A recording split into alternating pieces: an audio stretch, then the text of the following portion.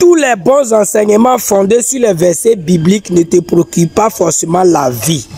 Reste tranquille, écoute-moi, je vais développer, tu vas voir. J'étais en train de exhorter des sœurs dans un groupe de prière WhatsApp. Et puis il y a une sœur qui m'a dit, j'ai écouté un monsieur, il a donné un bon enseignement, tout, et ça m'a permis de me retrouver. Bien aimé, écoute-moi très bien. Il y a des hommes de Dieu qui vont te donner un verset, qui vont te donner un enseignement puissant, fondé sur les versets bibliques, sur les histoires de la Bible, qui sont vraies. Tout ce qu'il dit là, c'est vrai. Mais quand tu finis d'écouter là, à moins de 2 ou 3 heures du temps, tu oublies tout ce que tu as écouté. Tu oublies tout ce que tu as entendu dans la vidéo. Et aussi, tu peux être en train de vivre dans un péché. Et l'homme de Dieu va enseigner sur le péché. Mais quand tu finis, tu ne peux pas abandonner le péché. Je te donne mon exemple. Je me masturbais de 2013 à 2020. Et je partais dans une église. Pendant 7 années, j'étais dans la masturbation. Mais pourquoi pendant les 7 années, je n'ai pas eu la force de quitter? Alors que dans l'église, on enseignait la parole de Dieu. On enseignait même sur le péché. Mais pourquoi je n'avais pas la force de quitter mon péché? Donc il y a des messages que tu écoutes.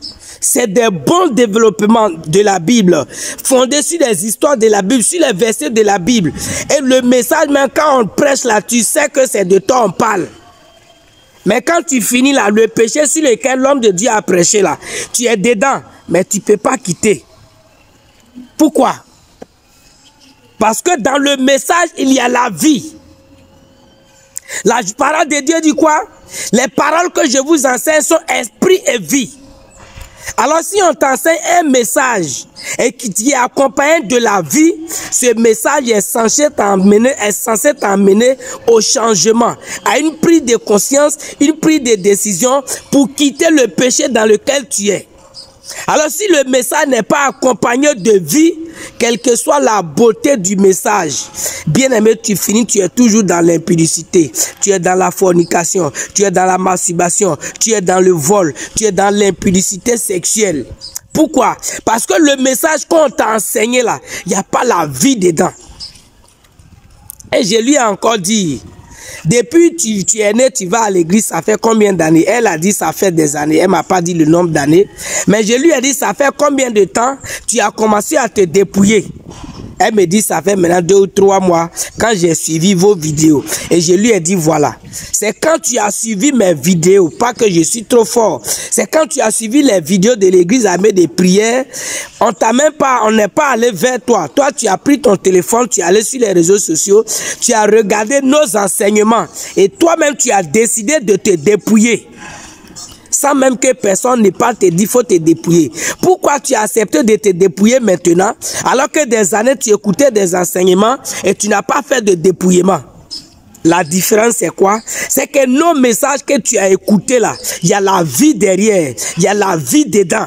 Et donc cette vie qui est dans le message a provoqué en toi un changement. C'est pourquoi tu as eu la force de te débarrasser de tes mèches, de tes bouts d'oreilles, de tes faux cils, de tes faux ongles. C'est parce que tu as écouté un message de vie qui a procuré en toi la vie que tu as eu la force d'abandonner ton péché.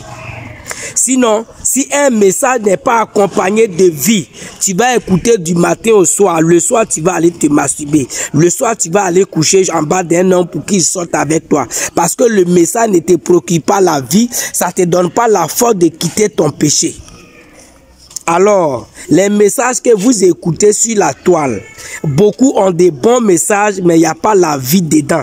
C'est pourquoi toi-même, quand tu regardes ta vie, ça fait des années, tu vas à l'église, tu écoutes les messages, tu écoutes les enseignements de l'homme de Dieu. Les enseignements sont puissants, mais le péché dans lequel tu es là, tu es dedans, ça fait 2 ans, ça fait 3 ans. Toi-même, tu as envie de quitter, tu vas à l'école, tu vas à l'église, tu as envie de quitter le péché, mais toi-même là, tu ne peux pas. Ça fait des années que tu es dedans. Parce que le message n'est pas accompagné de vie. Il n'y a pas la vie dans le message. Et quand un message est accompagné de vie, bien aimé, on n'a même pas besoin de toi. Je me rappelle encore d'une soeur qui s'appelle Quadio, elle est au Maroc. Le jour où elle est tombée sur un de mes enseignements sur la sanctification, le dépouillement, elle s'est dépouillée seule.